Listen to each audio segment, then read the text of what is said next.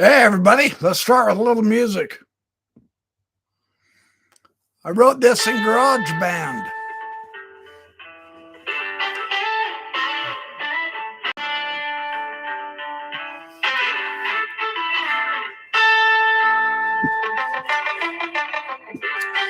Hope everyone had a good week. It is great to see you all again.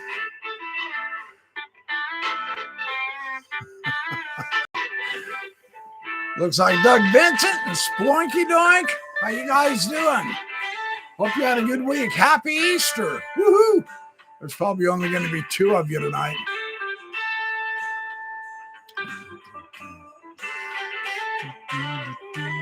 Anyway, that's enough of my music. A little bit of blues I wrote in my GarageBand.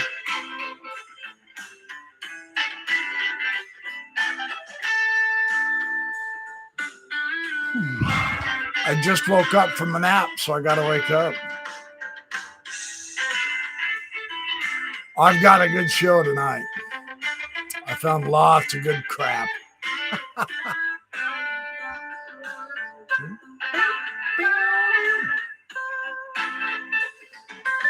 Oh, Teresa Pittman.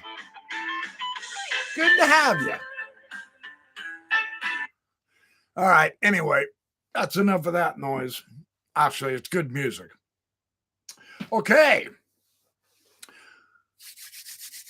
I forgot until yesterday that today was Easter, believe it or not. So I hope you've all had a great Easter. I have. I've had a good Easter. It's been a blessed Easter. I like holidays because you can kind of sit and relax. And I relaxed in books all day, preparing for tonight. And I got all my visuals corrected and connected. Now, if I can connect my visuals from there to here, let me see if I can do this correctly. Oh, yeah, that's going to work beautiful. All right, good. I've got one of my visuals ready. I gave you a sneak peek. Don't tell me I never did anything for you. Okay. Oh, well, thank you. Man of many talents, huh? Well, I'd try to juggle, except I'd drop the plates and shatter them, and then my wife would be kicking my derriere. So no plate juggling. We're going to have fun tonight. It is going to be a good night. Hey, 9 of you here. Let's get started. Why not? First, I would like to make a couple of announcements. And I am very, very excited. Oh, maybe, of course, and I can say this at the end again, too. Remind me, don't forget to let me know to say it again at the end when instead of 2 of you, there's 3 of you here. Okay, my announcement is in a week from this Tuesday, that's going to be on April 26th, if my calculations are correct. I think that's going to be the last Tuesday in April. Radio Free Mormon is going to be doing his second session on Mormon stories with John DeLynn. You won't want to miss that. I'm not sure. I forgot to ask him what time. I suspect he'll be here tonight, and we can ask him, hey, Tom Miller, from behind enemy lines in California. Yeah, baby. You are the man. So anyway, Radio Free Mormon will be doing his second session. And then I'm going to be doing a Mormon Stories podcast with John DeLynn and Gerardo live on May 2nd at 6 p.m., and that's going to be on a Monday. It's going to be 6 p.m. Mountain Time. So Gerardo and John DeLynn have finally cornered me and said, you get on our show. And I said, okay, don't be so violent about it. So I'm really excited to be on the show. I'll probably say that a couple of times during this session that I'm going to be on Mormon Stories. So I am excited. We're going to have a good time on it. Yeah, baby.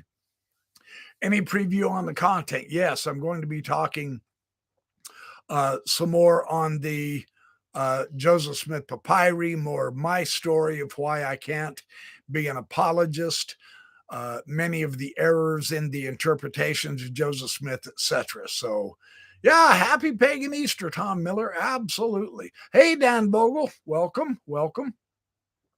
Yeah, I'm excited.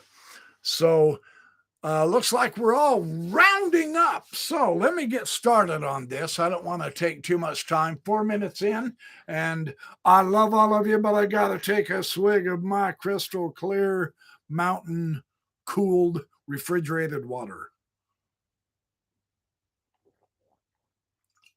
That's good stuff. Okay, wet me whistle.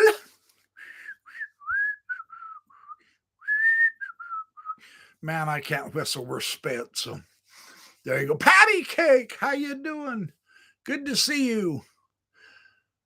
Yeah, we're looking forward to fun with all you people. You look like you're going to have some fun tonight. A lot of good people here. 18 of us already. 8 likes. Thank you. That's very kind.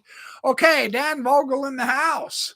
Tom Miller in the house. Splunky Doink in the house.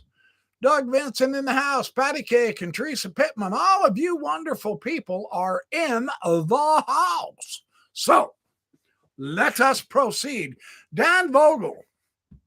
I have been more or less reviewing Dan Vogel's book through Stephen Smoot's review of his book, and I've discovered and I've essentially shown you, I believe, the difference between what apologetics is and what actual scholarship is.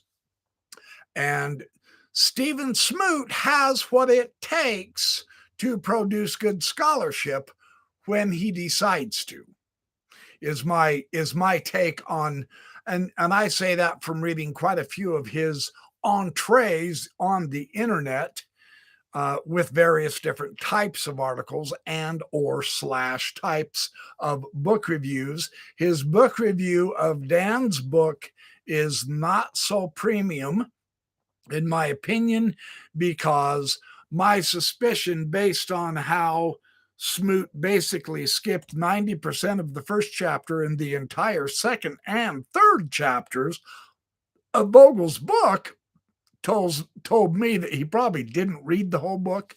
If he did, he can correct me. It's good, but he really didn't review it very well. He went straight to the part where Dan was talking about the apologetic attempts to bolster the ancient authenticity, but he skipped over the core, the cream of the crop in Dan Vogel's book, the evidence of dictation from Joseph Smith to his scribes and them simultaneously writing down that dictation. I thought was extremely well done, very eye-opening. His materials on the Khatu Min princess in the valuable Discovery Notebook was another eye-popping eye-opener, where he presented the priesthood lines from the Egyptians in attempting to situate in the historic context the actual mummies that Joseph Smith purchased along with the papyri, the 2 rolls, which he identified as the Book of Abraham and the Book of Joseph, and then the pure Adamic language, which was sensational. And that made it into Joseph Smith's Egyptian grammar, and partly into the story of the passing down of the records as well as the priesthood through the line of the fathers, which realistically Joseph Smith, or maybe Oliver Cowdery, and then Oliver Cowdery put Joseph onto it, where that same topic was discussed in Josephus, the ancient Jewish historian in Jesus's day, but it's nowhere mentioned in the book of Genesis. So Smoot skipped all that phantasmagoric materials of the historical use of the materials that Joseph Smith was involved in, because the apologists seek to pull Joseph Smith as far away as they can from the Kirtland Egyptian papers. And I'm going to call them the Kirtland Egyptian papers. That's how I was born and raised on them. That's what I'm going to call them. All of the materials Joseph Smith worked with his scribes. Oh, sure. Of course, Dan. Anytime, my friend. Paul Osborne, thank you for showing up. Yes, good. Yeah, it's a good book to read, Paul. I'm just saying. Oh, and hey, I do have another announcement. I will tie in some materials tonight on Easter. Happy Easter, everyone! With tonight's discussion, based on my afternoon research this afternoon, that I just found some stuff. So I'm going to kind of change up this material a little bit. But next week, I will be discussing in detail information from our very own Paul Osborne, who is in the audience tonight. Stand up and take a bow, whistles and chairs. Paul Osborne, bravissimo, bravissimo. Okay, yeah. Calm down, folks. Calm down. You got to let him breathe. He has discovered an apologetic attempt to bolster the authenticity of, I do believe, figure 6 in facsimile number 3. But I will be discussing Paul Osborne's analysis of an apologetic attempt to defend facsimile number 3. And that's going to be next week, so you don't want to miss that. It's going to be very, very exciting and interesting. So, what we have tonight, Tim Rathbone, good to see you here. Welcome. Yes, the bunny brought us some eggs too. Absolutely. Happy Easter to everybody. So the idea tonight is astronomy in facsimile number 2. That's the round one, the hypocephalus, right there. Number 2 in the Book of Abraham. I have often wondered where Joseph Smith got his astronomical information. Tonight, you're in for a treat. Hopefully, I can get all of this. I'm going to have to hurry fast because I found a boatload of new materials that I did not have just 5 hours ago, and I want to incorporate it. So, this is chapter 5 of Dan Vogerl's book, where he discusses the cosmological understanding that Joseph Smith imputes to Abraham and the Old Testament patriarchs. So it was in the second installment of translating the Book of Abraham in 1842 in the Times and Seasons, where he discusses the circular hypocephalus. The translation contained a cosmology of planets and stars ascribed to the Old Testament patriarchs, but and does this surprise us at this point in the game? It probably shouldn't.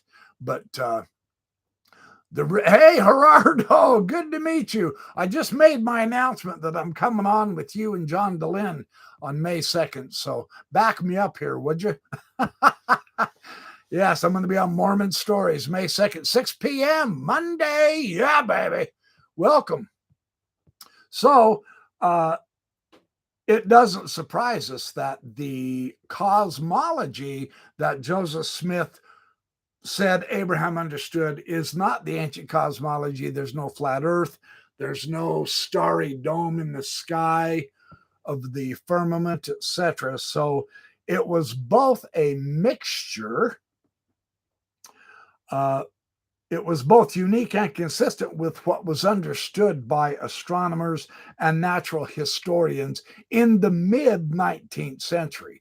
And Vogerl explains that very well in this chapter. I don't know how much detail I'll get into that because Vogerl showed something in this chapter that just blew my mind. I had no idea. And I have put together a visual of it. Dan, you're going to love this visual. At least I hope so. That hopefully seeks more clarity. Dan was very clear here, but to see it in picture form is really something else. When it dawned on me what you were saying in this chapter, Mr. Vogerl, that's right, I'm watching you, pal, while I'm reading your book, I was really impressed.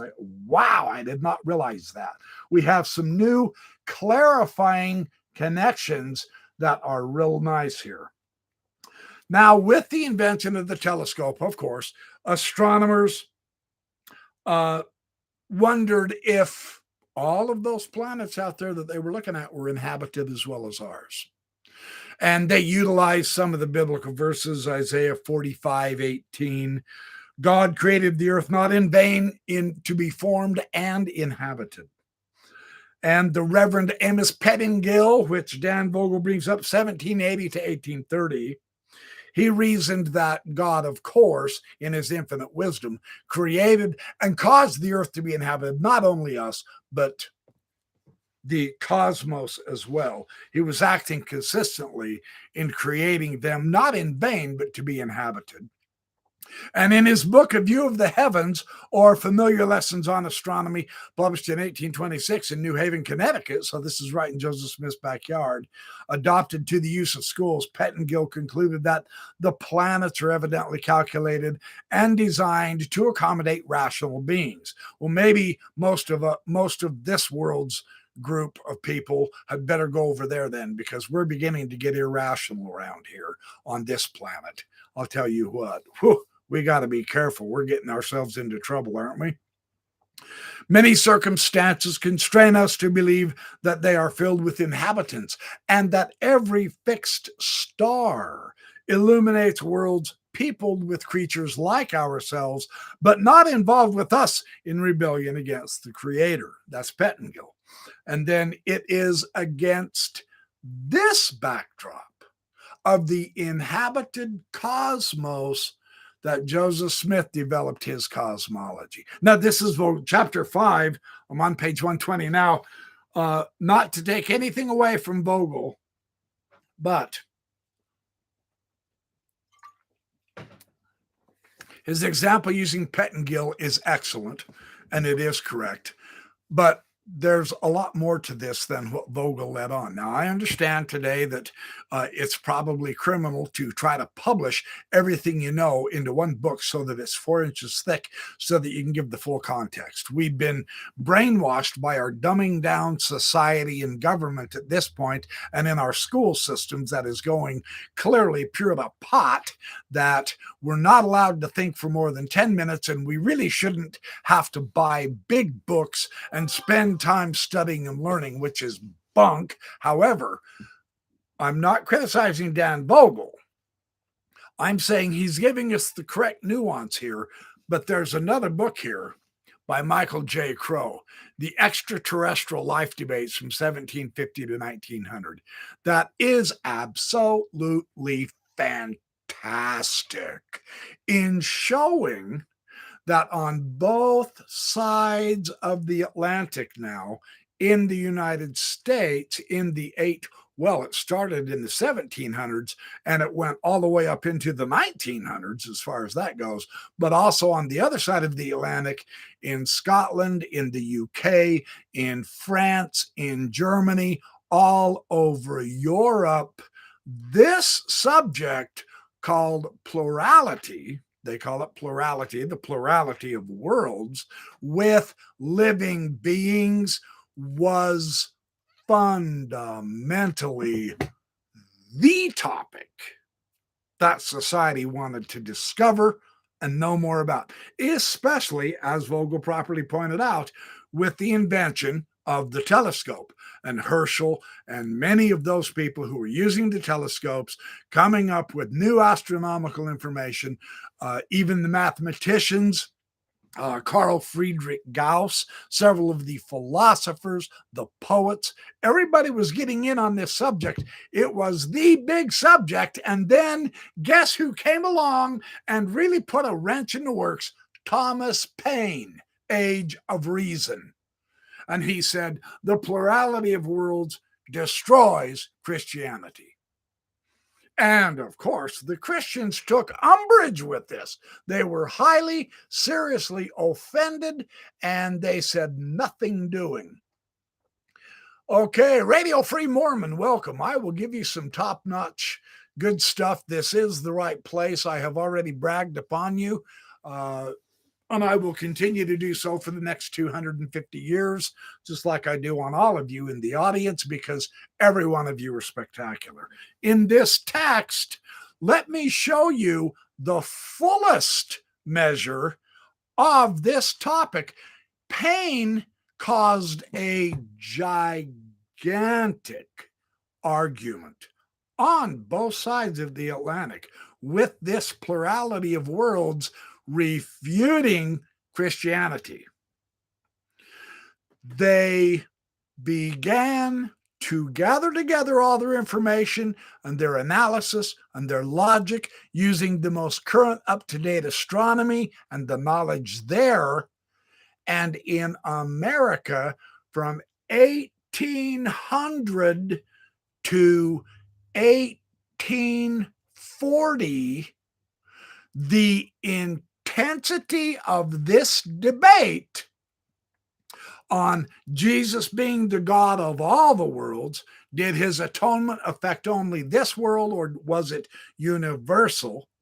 All of the major cosmological themes that Joseph Smith had in the Book of Mormon and in the Book of Abraham and in his revelations in the Doctrine and Covenants, whenever he broached this subject, the entire East Coast of America, especially in New York, became known as the burned over district because of this subject. That's what I want to emphasize just briefly to enhance, to solidify that Dan Vogerl isn't just pulling some historical, made-up, invented nuance out of thin air in order to demonstrate that the astronomy and cosmology in Joseph Smith's facsimile number 2 does not match Abraham's, but it does match the fervor of the astronomical speculations of the 19th century. Dan Vogel's got that spot on. He only mentioned it enough to give a context for his further discussion of the details out of the Egyptian grammar. I want to emphasize it and add to this. Vogel is completely correct on this. But listen to the language here. See if you can recognize some things that Joseph Smith included in the Book of Mormon, say, or in the King Follett Discourse, or in the Doctrine and Covenants, or in the facsimile number 2. It might surprise the heck out of you how Joseph Smith absorbs so much of his cosmological information from definitely what was on the minds of all of the ministers across the religious board, all of the scientists across the board, all of the philosophers and the poets and the everyday Joe, Jane, Dick, and Harrys. This was the topic. Now, I'm probably exaggerating slightly, not much. Let me show you. I'm going to try to read quickly. Robert Harrington, MD, in 1796. This is the extraterrestrial life debate by Michael Crow. I'm on page 168. He published his new system of fire and planetary life, showing that the sun and planets are inhabited and that they enjoy the same temperament as our Earth. The sun and planets all enjoy the identical same fire or light or heat, the same temperature, and I make no doubt the same men, animals, vegetables, and minerals, the same atmosphere and water. In short, everything the same. And he adds, what a vast idea. Interesting. This is 1796. On the plurality of worlds, James Mitchell, 1786 to 1844, presented as a lecture at the London Mathematical Society. He argues for life on all the planets and their satellites. Adam Walker, 1762 to 1841. Notice this is smack dab covering the era of Joseph Smith's life, when all of this was being published, and thousands of publications. It was absolutely available and completely in the air, and everybody was excited about this subject. And this is what Joseph Smith picked up. He was a scientific author and lecturer who shared Mitchell's enthusiasm for extraterrestrials. He suggested in his Planet of Familiar Philosophy that the Martian atmosphere may prolong sunlight. After describing how Saturnians see the rings around their planet, Walker urges that their eyes and constitution are adapted to making Saturn as comfortable as abode as the worlds that receive more heat and light from the sun. Concerning stars, he states that they are suns and consequently destined to give light, heat, and vegetation to various worlds, which are infinitely too remote to be perceived by us. Anybody thinking of Moses in the Pearl Great Price, first chapter? Yeah, baby. How much too vast for the human mind is this idea? Yeah. Let me keep reading. Wordsworth's enthusiasm for extraterrestrials had not abated by 1835.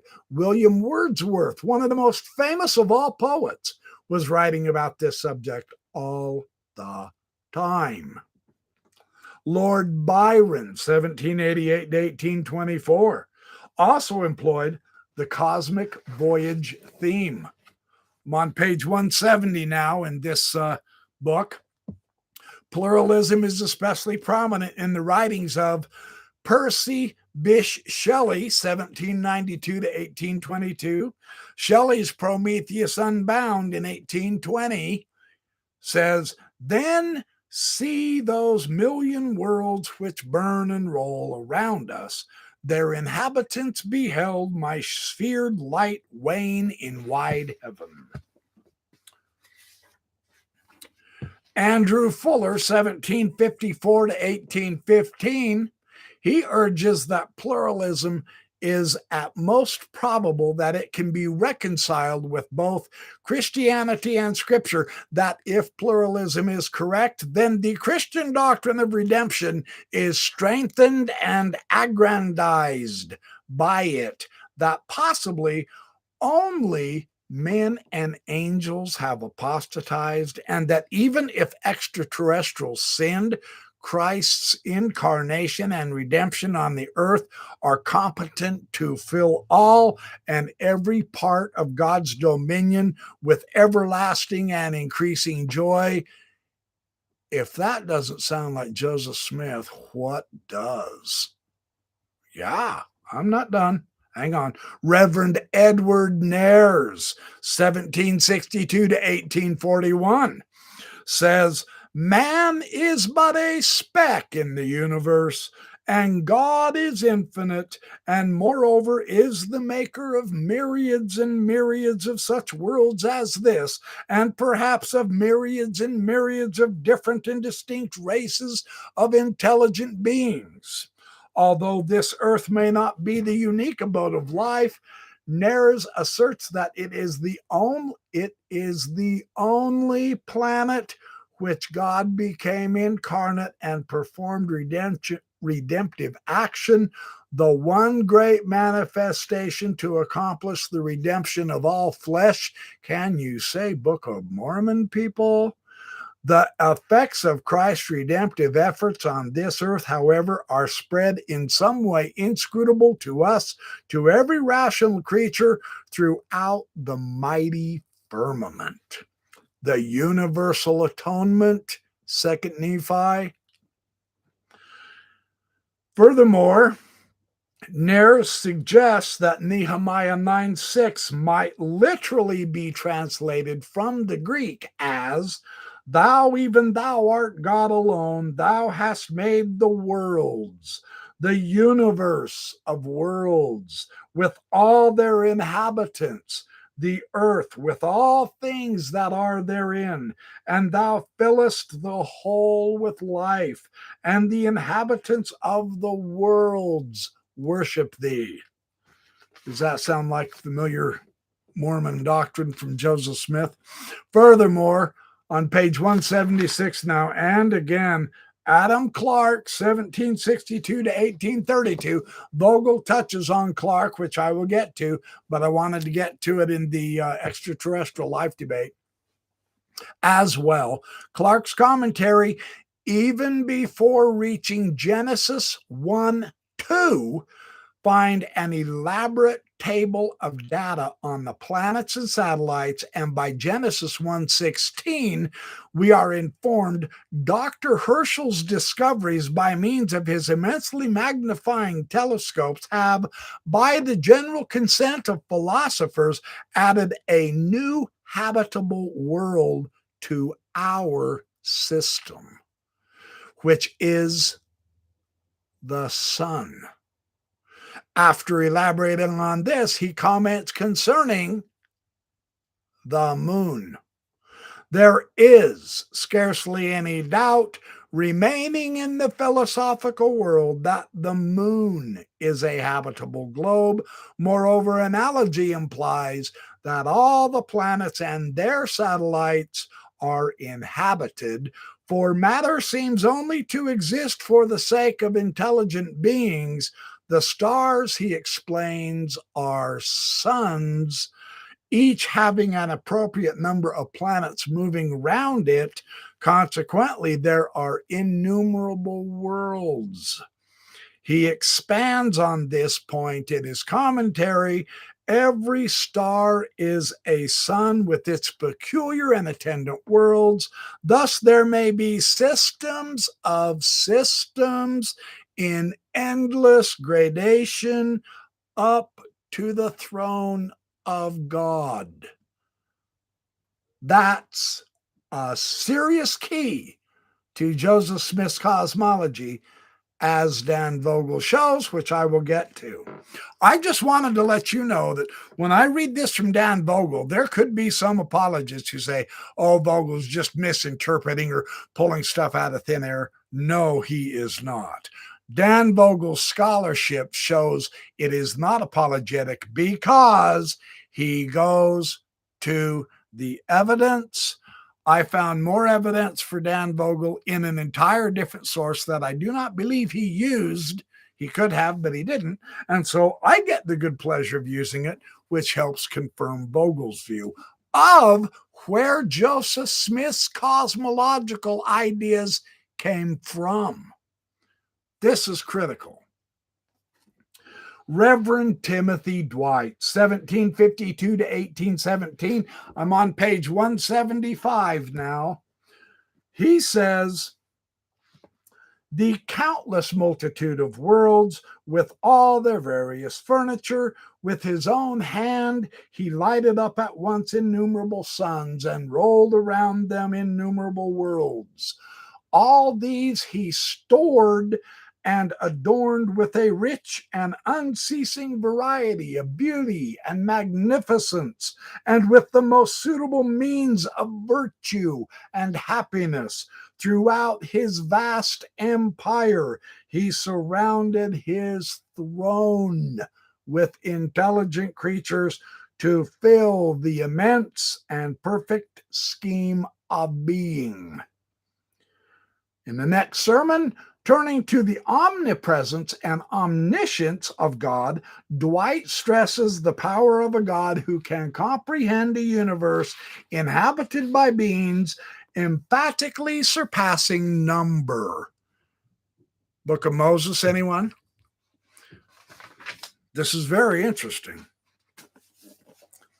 Page 176 now. The omnipotence of God, Dwight remarks in his seventh sermon, drawing on the Herschelian telescope, which shows that every star is no other than a sun, a world of light, surrounded by its own attendant planets, formed into a system similar to ours.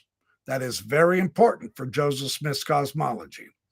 Superior intelligences are even more deeply moved because they see the planets as inhabited, in all probability, by endless multitude of beings, rational and immortal. Concerning the moon, Dwight declares, It is most rationally concluded that intelligent beings in great multitudes inhabit her lucid regions, beings probably far better and happier than ourselves. After asking why God made the stars, he responds that they formed to give light and motion and life and comfort to systems of worlds, which are the residence of intelligent beings of incalculable numbers. On page 177, Dwight urges that in such phrases, heavens means but a portion of the universe. This interpretation leads him to declare other intelligent beings, therefore, and the worlds which they inhabit, may be concerned in this wonderful production only in immediate and remoter sense. Then comes the crucial passage. This world was created to become the scene of one great system of dispensations toward the race of Adam. It was intended also to be a theater of a mysterious and wonderful scheme of providence. The first rebellion in the divine kingdom commenced in heaven.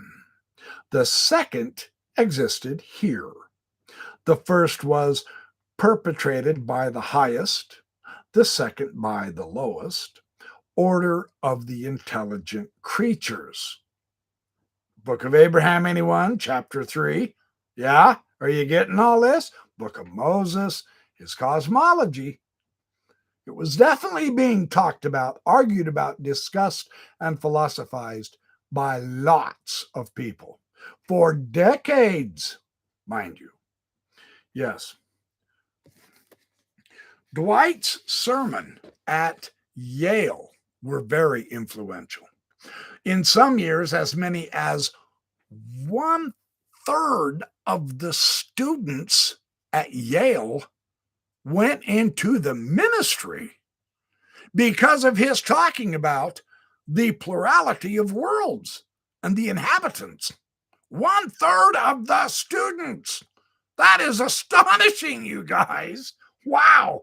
No doubt, as these men ascended their own pulpits, many of them preached a theology that incorporated the pluralist position. In other words, this isn't in a vacuum, you know.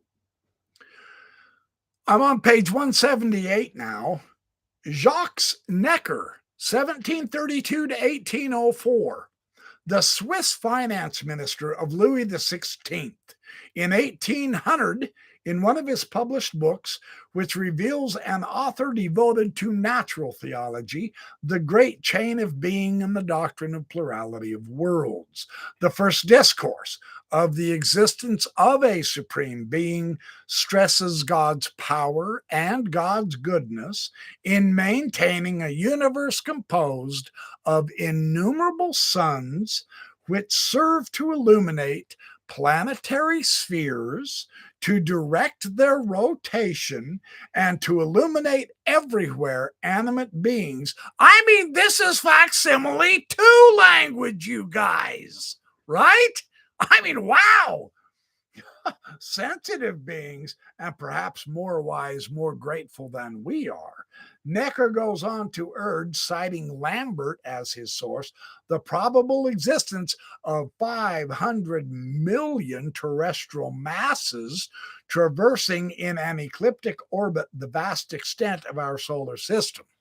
And he even said the comets are habitated. Now, there was a big argument about that too. He shows us in the relation in this immense space to the multiplication of beings with this end so superb and so generous. That's pretty amazing. I'm on page 179 now.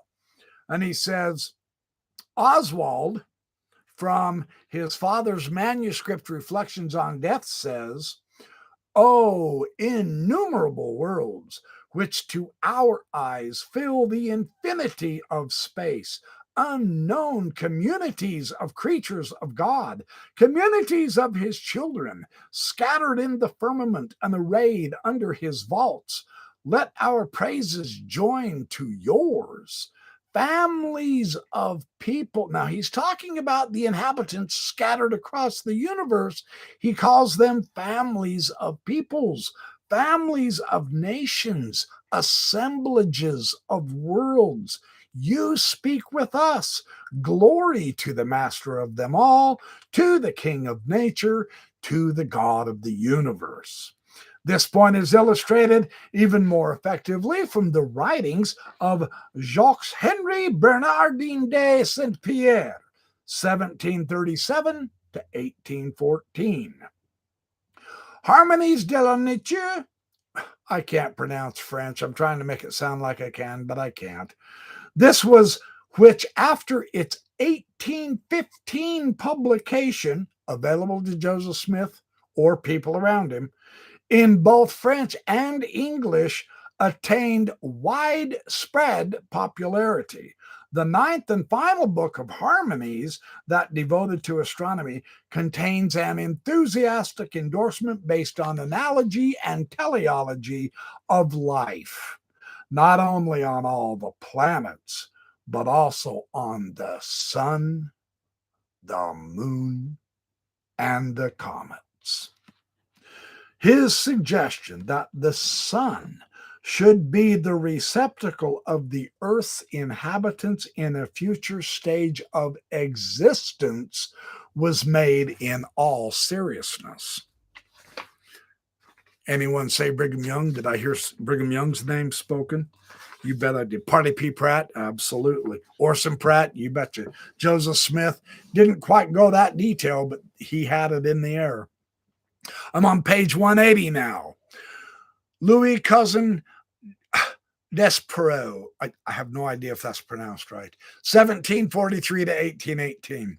Proclaiming that all these worlds are populated by an infinite multitude, an infinite variety of sentient, intelligent beings who make the name of omnipotence resound in all the spheres.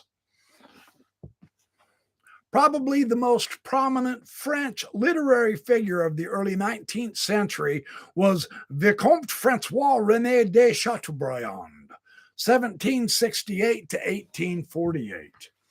Christ is described as traveling through the universe, from globe to globe, from sun to sun. His majestic steps had traversed all those spheres which the divine intelligences inhabit. The divine intelligences inhabit. This is Book of Abraham language. This is Book of Moses language. This is facsimile number 2 language. And perhaps men unknown to men. Chateaubriand's use of the word perhaps indicates that he held on other worlds as possible. That he viewed it as no more than this is suggested by his speculations that God created other worlds as future habitations for the race of Adam. Well, there you go. But because men sinned, those worlds have remained only sparkling solitudes. Joseph de Maistre, 1754 to 1821. I'm on page 181 now in this book. Do not miserably belittle the infinite beings by setting ridiculous limits to God's power and to his love. What is more certain than the proposition, everything has been made by and for intelligence? Does that language ring a bell? Absolutely. What else can a planetary system be than a system of intelligences? Well, that's Joseph Smith language in the Book of Abraham, isn't it? And each planet, then the abode of these families, go down, for there is space there to create a world, right? Where have you heard that before, some of us? Thomas Chalmers, oh my glory.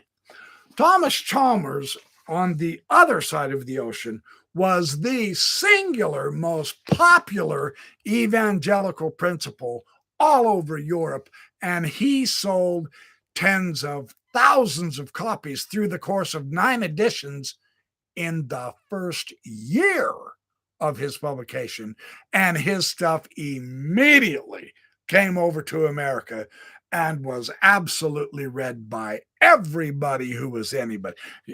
Crow makes a big deal about the incredible, bam, overnight sensation of Chalmers' materials. Published in January 28th, 1817, Chalmers' Astronomical Discourses sold 6,000 copies in the first 10 weeks, and by year's end, 20,000 copies in 9 different editions. And it continued being a bestseller throughout the entire course of his life. And he wrote this when he was relatively young. Chalmers' Astronomical Discourses to this day command a larger sale than any other portion of Chalmers' writings, published in America already in 1817. He describes the heavens not as seen by the ancient psalmists, but as beheld by modern astronomers, just like Joseph Smith did, and incorporated it into the Book of Abraham and Facsimile number 2. However, as Vogel has so strikingly demonstrated, Joseph Smith took his knowledge from the Egyptian grammar that he translated from the hieroglyphs off of the papyri. And I'll show you the visual of that here in a few minutes. So, such instruments as the modern telescopes have revealed planets that dwarf the Earth and that, like the Earth, possess seasons and satellites. Stars in startling number have been sighted and shown to be suns that may surpass our luminary in brilliance and rival it in richness of planetary retinue. This is Book of Abraham Facsimile number 2 language, right? Moreover, these planets must be the mansions of life, of intelligence. Nebula of immense proportions also glow within the heavens of the moderns. Even were the earth and all the celestial orbs visible to us to disappear, yet there are other worlds which roll afar. The light of other suns shines upon them. I'm on page 187 now. For anything I know, every planet that rolls in the immensity around me may be a land of righteousness. This leads us to the awesome thought that the universe may be one secure and rejoicing family, wherein our alienated world is the only strayed or only captive member. Intriguing language, is it not? Yeah. He later used this idea to explain why on the salvation of our solitary species so much attention appears to have been concentrated. After reading passages such as these, one suspects that the burghers of Glasgow returned to their work with an elevated sense of the significance of their every action. Exactly the same influence Joseph Smith's cosmological discourses had on his congregations, right? Page 189 now. Chalmers' sermons may be seen as a brilliant attempt to transform a doctrine of rationalistic natural theology into a heart-moving and soul-saving vision of a bountifully generous God, so deeply concerned about each of us as persons that he lent his Son for our salvation.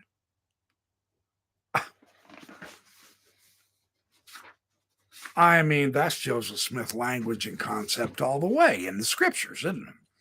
And in his sermons. Well, this was what was being bandied about on both sides of the Atlantic Ocean for decades, all throughout Joseph Smith's life and past. I'm on page 191 here. Another prominent Baptist divine, John Foster, from 1770 to 1843. We think that, accepting to minds repugnant to magnificent ideas, the probability that the other orbs of our system are inhabited worlds must appear so great that a great direct revelation from heaven declaring the fact would make but very little difference in our assurance of it. There's the clue to Joseph Smith, right? Well, I think I will make it like a revelation anyway. And he did, right? Very interesting. Because now various people reviewed this guy's book, John Foster's books and articles, and they were arguing back and forth, of course, some pro, some con.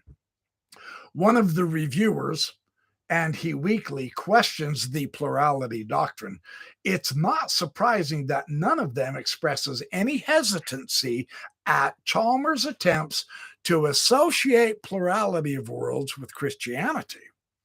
Indeed, Foster's view is that Chalmers was not so much attempting to refute the infidel as to co-extend the truths and feelings of revealed religion, Joseph Smith, folks, with the demonstrations and speculations of astronomy. That's what he did in the Book of Abraham Facsimile number 2, and in the Book of Abraham chapter 3, and in the grammar and alphabet that he got from the Papyri. All of it from the roll that was the Book of Abraham, which we have shown, and we'll show it again. Very interesting here. Well, Foster does, however, express reservations concerning some of the ways in which Chalmers interweaves pluralism and Christianity, especially in his 4th, 5th, and 6th discourses. He questions the legitimacy of Chalmers' suggestion that Christ's redemptive actions and the other religions' developments of our planet are known on other planets. See, that's been the speculation in Joseph Smith's era, however, and Joseph Smith discussed it as well as some of his other church leaders, right? It's in the air. So, in a statement that seems to suggest the view that Christ became incarnate on other planets, Foster urges that extraterrestrials have religious events of comparable significance to any on this planet, making it unlikely that events of our planet would be noteworthy on other orbs. Foster also suggests that the pluralist doctrine helps explain the problem of evil on this planet by making it possible to claim that the amount of sin and misery on this planet is atypical of the rest of God's creation. And in the Book of Mormon, is it in the Book of Mormon, RFM? Radio Free Mormon, you're here. Or is it in the D&C? This world is the only world that was so wicked they would crucify Christ. That's why he had to come here. Even that was being speculated about in the air in Joseph Smith's time. Fascinating, isn't it? I'm on page 192 here. John, former periodical, describes Chalmers' book as possessing an air of philosophical grandeur and truth, and as written with an enthusiasm and an eloquence to which we scarcely know where to find any parallel. Wilson's views are shared in the later Blackwood's article, where it even suggested that Chalmers' discourses reads like an inspired book. Even stronger praises appear in the British Review now of Chalmers, perhaps in sparkling vigor of expression, opulence and control of diction, and a profound feeling of his subject. Scarcely any writer, ancient or modern, can stand a comparison with the author of these discourses.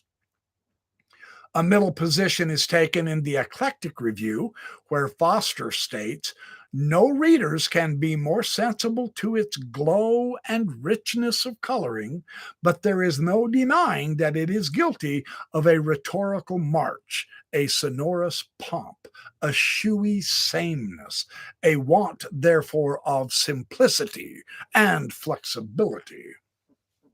Well, when the reader has taken time to peruse this farrago, he will perhaps no longer wonder that the preacher, in his late visit to our metropolis, excited a burst of admiration and occupied as much of the eager buzz as if a new missionary of the gospel had actually arrived from the moon to bring us news of other worlds and to strike infidelity dumb. Well, that would have been irresistible to Joseph Smith, wouldn't it? He would have wanted to get on that kind of bandwagon, and he did. And the effect was the same with his early Mormon followers. Very remarkable here. Reverend Thomas Dick, oh boy, 1774 to 1857.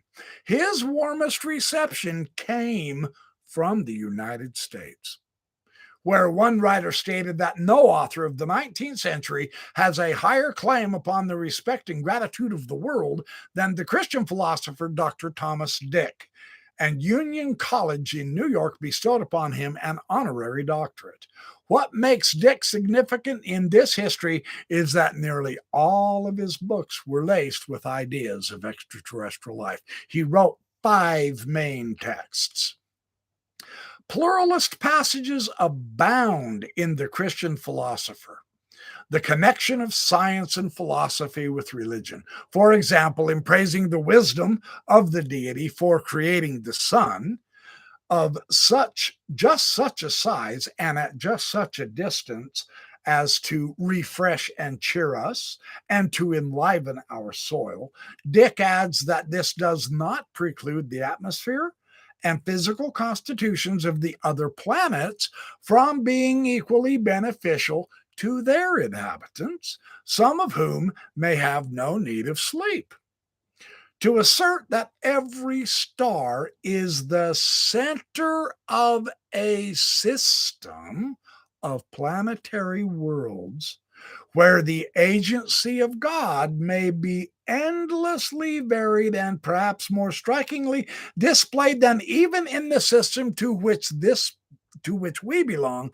This is Book of Abraham cosmology ideas here in the 19th century, as Dan Vogerl shows. This is not ancient cosmology. This is the same stuff in our Book of Abraham. Fascinating. Vogerl goes into exquisite detail. I won't be able to tonight, but I'll get to some of it. God has placed within the sun a number of worlds and peopled them with intelligent beings. Moreover, I'm on page 197 now, he predicts that direct proofs of the moon's habitability will be forthcoming. Mormons predicted it was Quaker-like people.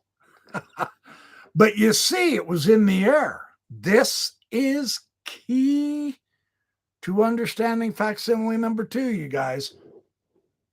Although populating all the planets, Dick hesitates concerning comets. Okay, so that's good. It takes him only until the second paragraph of his Philosophy of Religion text to remind his readers we have the strongest reason to believe that the distant regions of the material world are also replenished with intellectual beings in which there may be a graduation upwards in the scale of intellect above that of man, as diversified as that which we perceive in the descending scale from man downward to the animalcula, the graded of intelligences in the premortal existence. Joseph Smith put it in the premortal existence.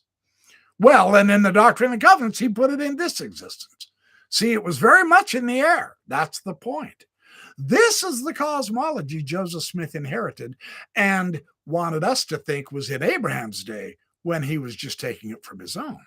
This is remarkable. The grand principles of morality now are not to be viewed as confined merely to the inhabitants of our globe, but extend to all intelligent beings throughout the vast universe. He goes on to state that there is but one religion throughout the universe. And again, I'm on page 198. His philosophy of a future state, which he dedicated to Chalmers. For example, Dick calculates that because we can see 80 million stars, and because each star has at least 30 satellites encircling it, 2 billion 400 million, 2,400,000,000 inhabited worlds must exist within the visible universe. At one point, he speculates that celestial messengers, this is a direct interpretation of one of the hieroglyphs off the Papyri. The celestial messengers will convey to us information on these worlds. I mean, wow! Joseph Smith is, woo! That's like he's quoting Joseph Smith before Joseph Smith was born, man. He draws on the highly probable, if not certain, idea of some astronomers that a massive body is located at the center of the universe to suggest that this body may be the throne of God, and that's in the text of the Book of Abraham. And I do believe this is one point that Vogerl also makes. Joseph Smith is claiming he got it off the ancient Egyptian papyri, right? Here he adds, deputations from all the principal provenances of creation may occasionally assemble. Pay attention and think of the pre-existence council of the gods in Abraham 3 here. Oh my gosh. Okay, I'll start over. The principal provenances of creation may occasionally assemble, and inhabitants of different worlds mingle with each other and learn the grand outlines of those physical operations and moral transactions. In other words, they hear the plan of God in the premortal existence, Abraham 3, which have taken place in their respective spheres. Dick's readiness to reduce the spiritual to the material extends even to the suggestion that probably angels are material beings. Again, Joseph Smith's cosmology and Thomas Dick's philosophy. There is no such thing as immaterial matter. Spirit is just refined matter. So again, on page 198, Dick does break new ground in assigning specific numbers for the populations of the planets and planetoids, and even for the edges of the rings of Saturn. Fascinating, isn't it?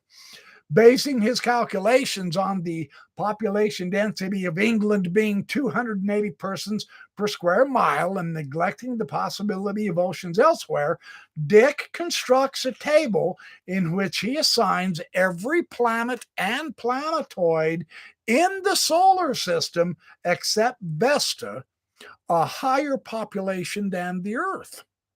It would be presumptuous in man, he says, to affirm that the Creator has not placed innumerable orders of sentient and intelligent beings throughout the expansive regions of the sun. He all but carries out the calculation by noting that the surface area of the sun is 31 times the combined surface areas of all of the other solar system objects. And there is his table. And you can see he has hundreds of millions of inhabitants in the solar system. You can pause the video when you watch it and read that. That is amazing. And then I'm still on page 199 now. Having discussed pluralistic ideas in nearly every section of his book, Dick devotes his last chapter to the 5 arguments. There's 5 arguments for the plurality of the worlds. I think Dick was channeling Joseph Smith here. Let's take a look. Okay, 1. There are bodies in the planetary system of such magnitudes as to afford ample scope for the abodes of myriads of inhabitants. 2. There is a general similarity among all the bodies of the planetary system, which tends to prove that they are intended to subserve the same ultimate designs in the arrangements of the Creator. 3. In the bodies which constitute the solar system, there are special arrangements which indicate their adaptation to the enjoyments of sensitive and intelligent beings, and which prove that this was the ultimate design of their creation. 4. The scenery of the heavens, as viewed from the surfaces of the larger planets and their satellites, forms a presumptive proof that both the planets and their moons are inhabited by intellectual beings. 5. In the world we inhabit, every part of nature is destined to the support of animated beings. Now, Dick was sufficiently informed astronomically to know that serious objections could be brought against these arguments. For example, he knew that some astronomers objected to populating particular celestial bodies because no evidence of atmosphere on them could be found. This objection Dick dispatches by proposing that their atmospheres are invisible and purer than ours. And from this, he concludes the moral and physical condition of their inhabitants is probably superior to that enjoyed upon the earth. We ought to view the approach of a comet not as a harbinger of evil, he says in another publication, but as a splendid world. He changed his view later on about comets, later on in life. We should view a comet as a splendid world, conveying millions of happy beings to survey a new region of the divine empire. On page 201 now, the likely population of the visible universe. I don't even know how to pronounce this number. There it is, right on top in orange. It's 60,573, followed by 3, 6, 9, 12, 15, 18 zeros. In other words, a lot.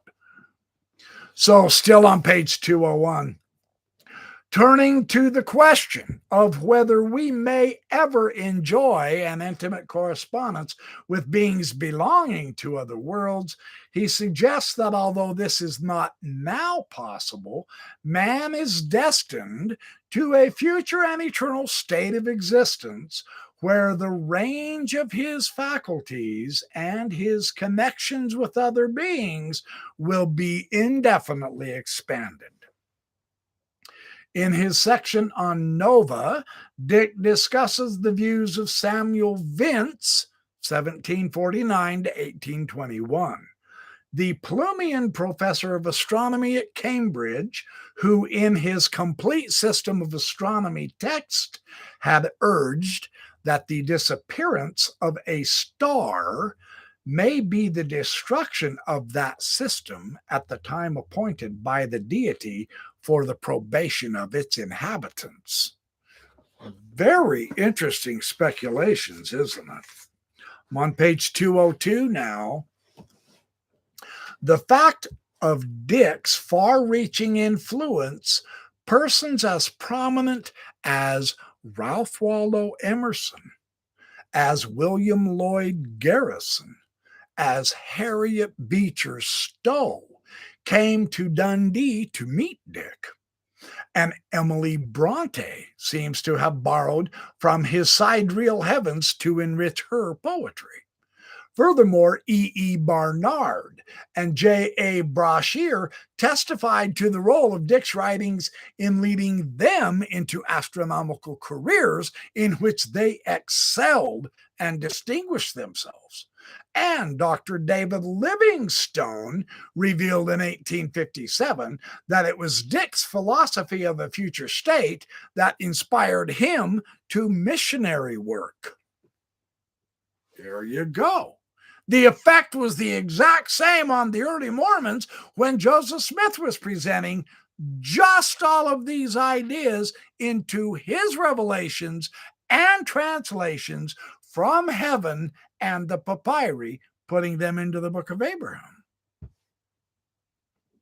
Not a few authors endeavored to save the moon people. They called them Selenites, as the supposed inhabitants of our satellite were called the Selenites. Both Dwight and Dick endorsed people living on the moon. Such prominent astronomers as Grothusen, Gauss, Carl Friedrich Gauss, the mathematician astronomer, Littrow, Bessel, and Medler, who discussed the question of lunar life, as well as New York journalist R.A. Locke, who in 1835 created a sensation by publishing a report that rational beings had been sighted on the moon. To Mormons, they look like Quakers, right? But that idea was in the air, as all of these ideas on astronomy were. Page 203 now. Grothusen published a number of subsequent discussions of lunar life. He would no doubt rank as most important a lengthy paper used in 1824 now under the title Discovery of Many Distinct Traces of Lunar Inhabitants, especially of one of their colossal buildings. And they ranted and raved and argued about this through the newspapers and through the publications of the time, for real. And he goes on page after page after page discussing this.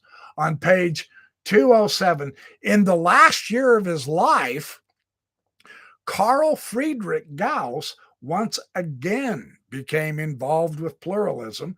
William Whewell sent copies of his 1853 anti-pluralist book to Gauss and to Alexander von Humboldt, another world-famous scientist, on March 4th, 1854. Now, this is post-Joseph Smith.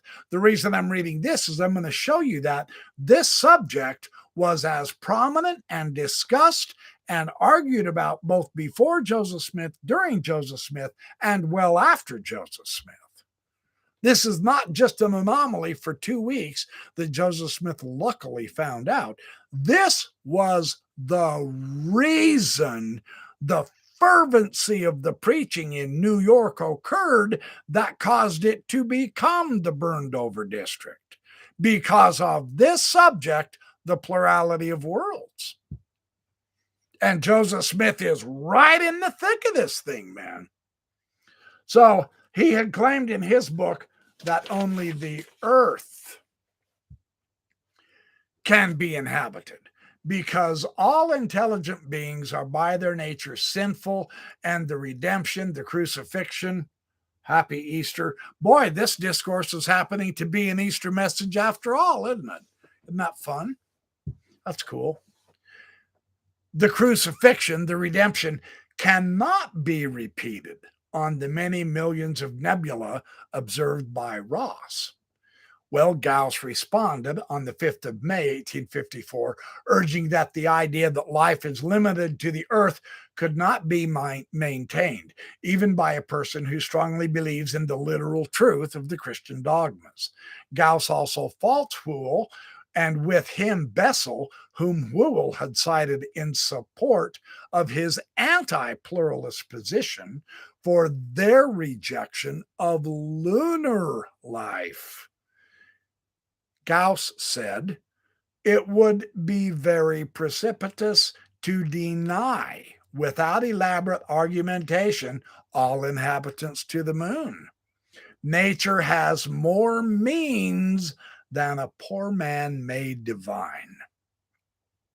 Gauss had adopted the doctrine that after death, our souls take on new material forms on other cosmic bodies, including even the sun.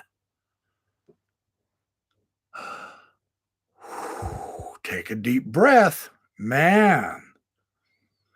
Baron Wolfgang Sartorius von Walterhausen, an intimate friend of Gauss, revealed about Gauss that he held order and conscious life on the sun and the planets to be very probable, and occasionally called attention to the action of gravity on the surface of heavenly bodies as bearing preeminently on this very question. Considering the universal nature of matter, there could exist on the sun, with its 28-fold greater gravity, only very tiny creatures, whereas our bodies would be crushed. So the evidence is, in short, very strong that Gauss and Grothusen and Littrow and Olbers of Olbers paradox fame, he was also in this discussion. Why is the night sky black? The Olbers paradox, a famous astronomical concept. They all accepted life on the moon and elsewhere in the universe, even while differing markedly in readiness to make their convictions public. So, what the reason, see, oh man, that's my discourse tonight pretty much. It's okay, because what I want to do is I want to establish something very firmly here. I have seen apologetic attempts that say that anybody who will disagree with the Mormon apologists, or who will give a different interpretation, whether it's scientific, scriptural, historic, philosophic, from the church leaders, etc., they're just kind of pulling air out of the wind. They're lying. They are just inventing evidence, etc. When Dan Vogerl establishes the context in chapter 5 in his book on the basis of Joseph Smith's astronomy, in facsimile number 2, and in the Egyptian grammar, he is pulling it with the evidence of the background that the universe has inhabitable planets and there is intelligent life in the universe. This is the background of Joseph Smith's cosmology.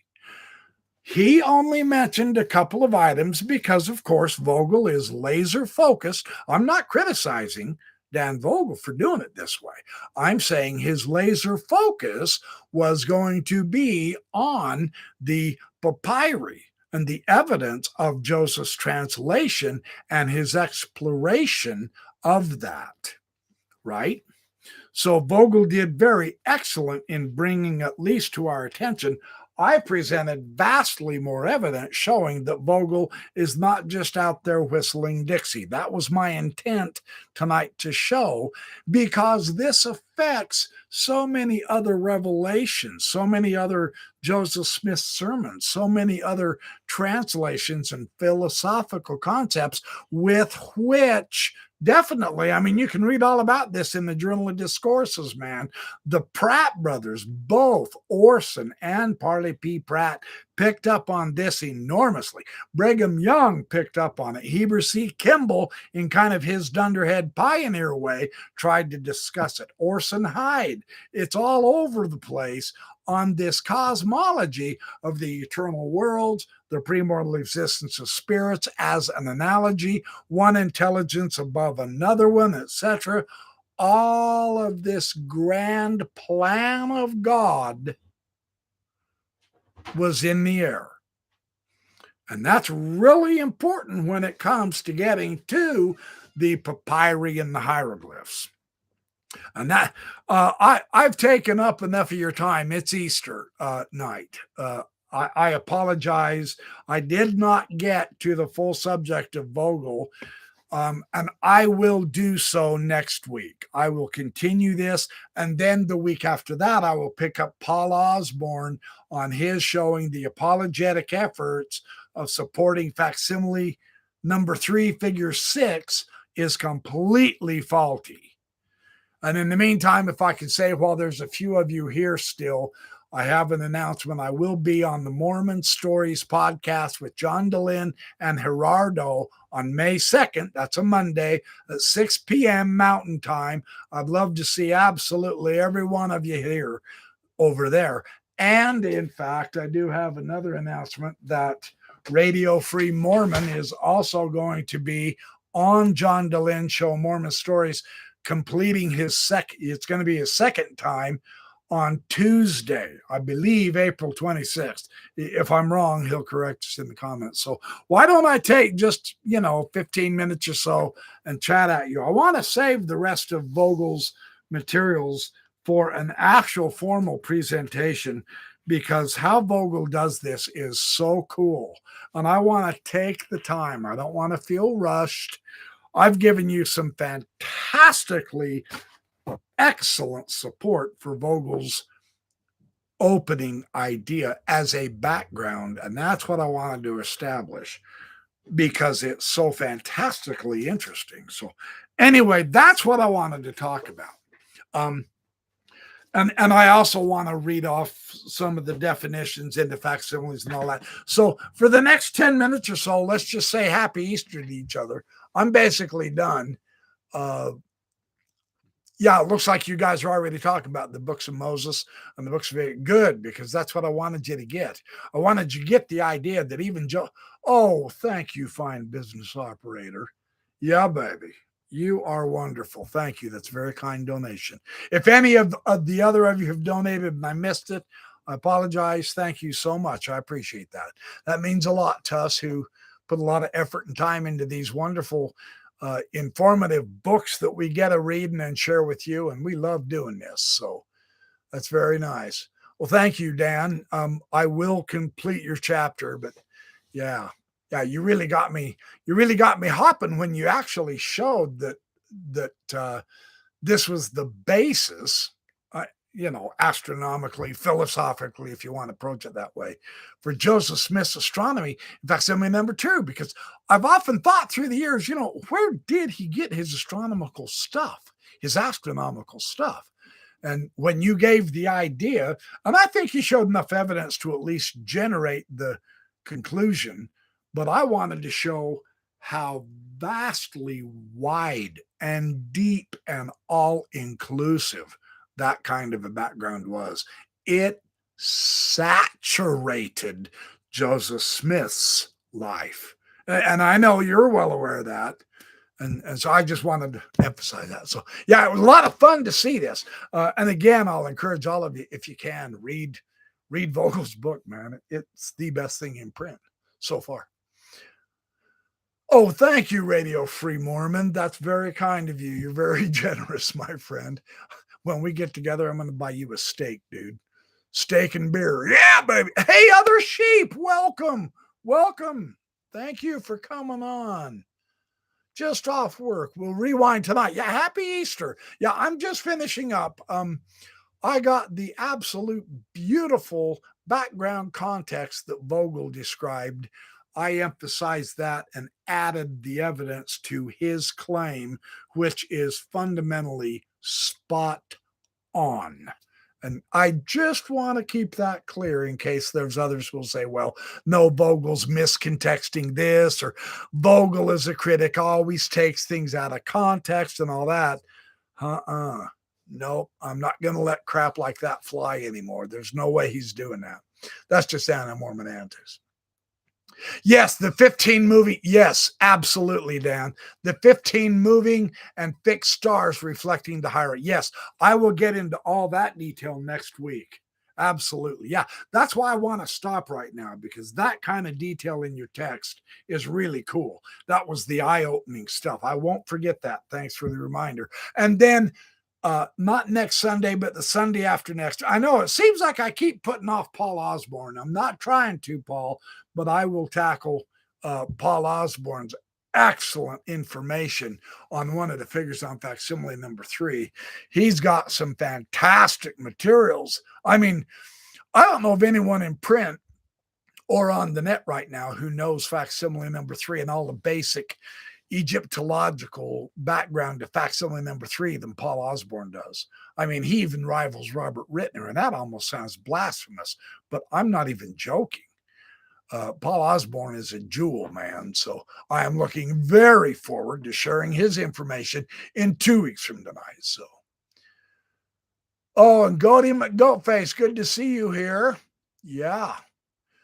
And John Snedeker, good to see you here. Welcome. Mike Weiss, good to see you here, my friend.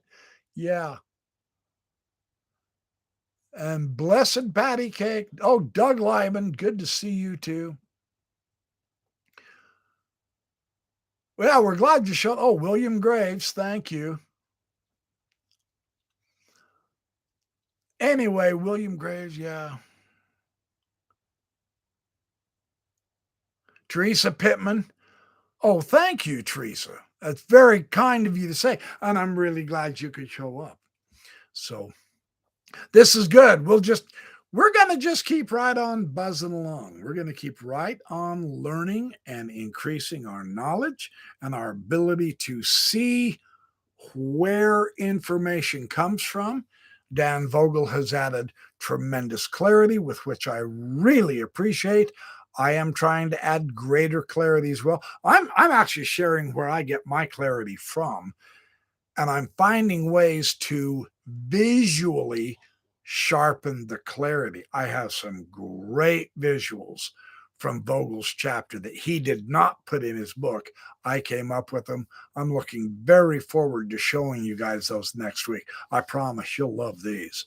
Oh, I was so excited I couldn't hardly sleep last night. So anyway, excellent stuff. Very good, very good. Yeah, Mike Weiss.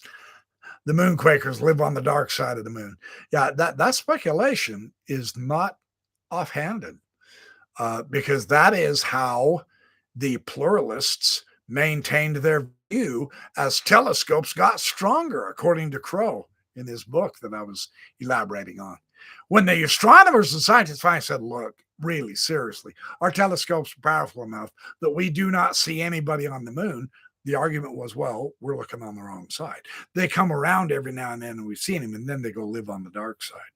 I'm serious. In other words, the problem, as Crow shows in his summation of the entire 200-year debate, the problem with the plurality of worlds is that it is unfalsifiable, right? That's why they could keep the idea alive for centuries. Very interesting how that works. Yeah. Yeah. Okay. Yeah. Looks like you guys had a good time. I'm really glad. I love it when you guys have a good time. Well, that's true, Dan, but oh, talk about fussy. Dan Vogel giving us more technical details. Uh, well, thank you, Tom Miller. That is my goal. We want clarity. And that's what I'm getting from Dan Vogel and Radio Free Mormon and Bill Reel and Brent Metcalf and Paul Osborne and all the people on Shade's message board who discuss the papyri and the translation and all that. It's really nice. That's what makes Paul Osborne's Delmarva Peninsula Theory, a Book of Mormon geography, so amazing. And I will be getting on to that eventually too. I have not forgot you, Paul, my brother. No, we will be bringing up Book of Mormon geography again, and I'm going to be using Paul Osborne's material. Very interesting stuff. Well worth knowing. And for lack of a better way to describe it, Osborne brings clarity. And that's what makes all this stuff so exciting. Yeah, I love it, man. Yeah, for real. Stay tuned. We have boatloads, and I mean hundreds of more podcasts between Mormonism Live and between my live. And I mean, now you guys need to check Mormon Discussions Inc. on the main page because there's several other podcasts. Nemo has his podcasts, Rameumptum Ruminations. Scott runs that site. He's been having some good stuff, man. He's been analyzing with someone else Bon Brody's book, No Man Knows My History, and that's a good little series. So there's a lot of podcasts. I can't remember the name of the Analytic Mind or something like that. Radio Free Mormon will straighten me out. But yeah, there's some good stuff. Mormon Discussions Inc. is growing, producing more podcasts on social issues, on scripture studies. Bill Reel just mentioned again in his annual review about what we're doing, his Historic Jesus podcasts, stuff like that. Radio Free Mormon just yesterday published another podcast, excellent podcast on Jesus and Easter and the astronomical full moon concept with Passover and all that. I mean, we've got a lot of stuff kicking out. We've got a lot of talented people. So there's no loss of fabulous materials to learn for the next, I'll say, 200 years if we all live that long. So I agree with what Dan Vogel just said. Absolutely. It's fun to shake off the apologists and start studying the Book of Abraham from the 19th century view. It is actually, and I 10 years ago, if you had told me I would say this publicly, I would have laughed you off the stage, but it actually is more refreshing to read Joseph Smith from his environmental setting. It's much more realistic, incredible, but it's actually, and I know you, some won't believe me, and that's all good. It doesn't matter. It's okay. We can all disagree and remain best friends because that's what we're going to do anyway. But it's actually more enlightening. It's more exciting. Yeah, that is so interesting how that works. So hit the like button, you all. Oh, that's Mike Weiss saying that. Yeah, hit the like button a few times. I hope you guys enjoy these. I want to give you the best information, and I want to do it in such a way that I won't put you to sleep. So I hope that works out. I appreciate you keeping coming back. I mean, it makes me want to study harder so that I can give you good quality crap, or stuff. Yes, kicking it with Carrie. Absolutely fine business operator. You betcha. Yeah, the diversity. Yeah, Mike. Other sheep. Yeah. Yeah, that's what I was trying. Yeah, the Mormon Discussions Inc. diversity has really almost exploded just within the last 6 months. It's really spectacular. I mean, since I jumped on, I've been with them now, associated with them almost 9 months. And I'm just really impressed with our growth in just 9 months. I mean, Bill and RFM have added, I mean, what, 9 other podcasts. It's pretty impressive. Really good stuff, man. So there's a little bit for everybody. That's what I love about it. Yeah, no kidding. So,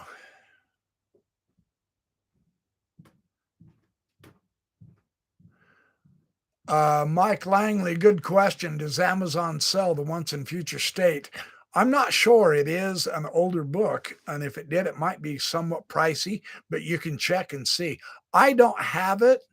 I have the summation, the philosophical discussion of it in this extraterrestrial life debate book by Mike Crow. This is the one I was reading from tonight.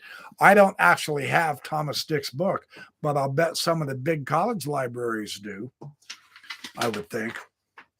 But yeah, I would check Amazon too, sure.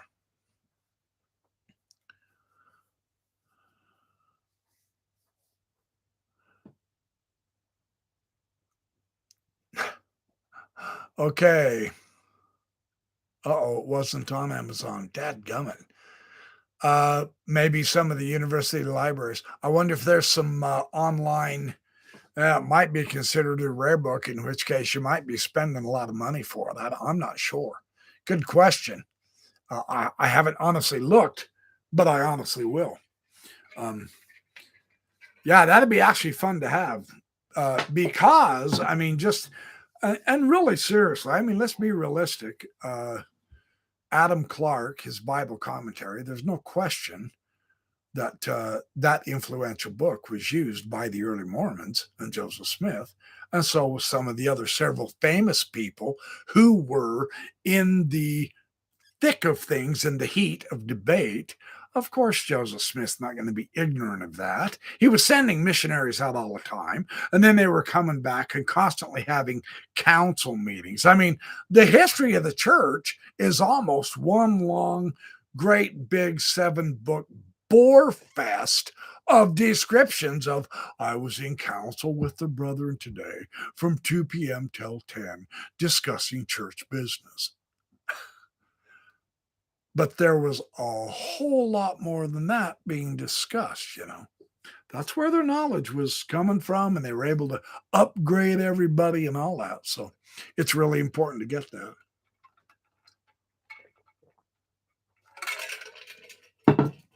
Fun stuff to study without question. Patty cake. Excellent point, dear. Thank you. Someone ask Sandra Tanner and come back and tell us if she has Dick's book. That is a great suggestion. She was an avid collector of stuff like that.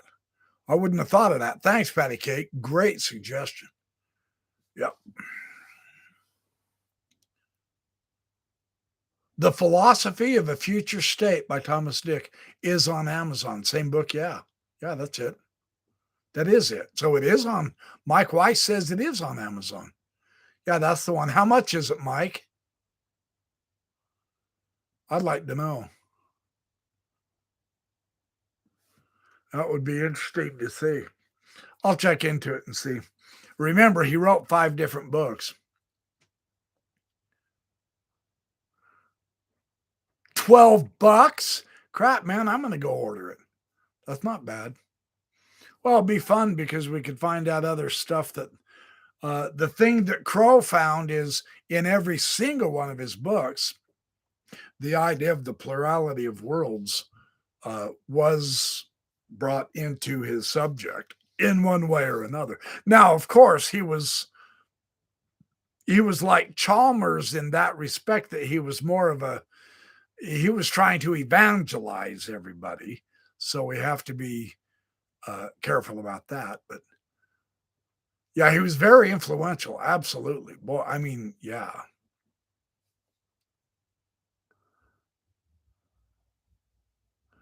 So, well, you guys, it is an hour and 40 minutes, and it is Christmas evening. So, but there's still 40 of you here. Thank you so much for attending. Thank you for the likes. I appreciate the donations. I love every one of you guys, man. You're the best audience. I'm going to go ahead and head out. Appreciate your attendance. I'm glad we're all getting along as a family on the chat. I will see you this Wednesday. Mormonism Live, Bill Real, yeah, baby, and Radio Free Mormon, yeah, baby, squared. And then next Sunday, the Backyard Professor Sunday Night Firesides, where I will complete the chapter on cosmology and astronomy in facsimile number 2 on Dan Vogel's book. And then the week after that, absolutely Paul Osborne. And then I do believe the week after that, that Monday night after my Sunday night with Paul Osborne, I do believe we can have Sunday night fireside with the Backyard Professor. Then we can have Monday family home evening with Mormon stories, unless by then you're sick to death of me. You guys think you have it rough? I have to live with myself. It's a good thing I'm an optimist and I'm always in a pleasant mood, though. Woohoo! That makes it easier for my life. I'm not kidding. So anyway, yeah, happy Easter, all of you. Ishtar, yeah, baby. Yeah, baby. That's what I'm talking about. Okay. Huff Daddy, good to see you here. Thank you for showing up. I didn't get to say hi to you. I'm glad you showed up. Appreciate all you guys. I'm going to sign off. I will see you guys Wednesday night and then next Sunday. All right. You have a good rest of Easter. Be safe, do well, have fun, be good, make lots of friends. Seriously, be nice. It's time. The world needs nice right now. So, all right. I'll see you in a few more days, you guys. Hasta la vista, baby.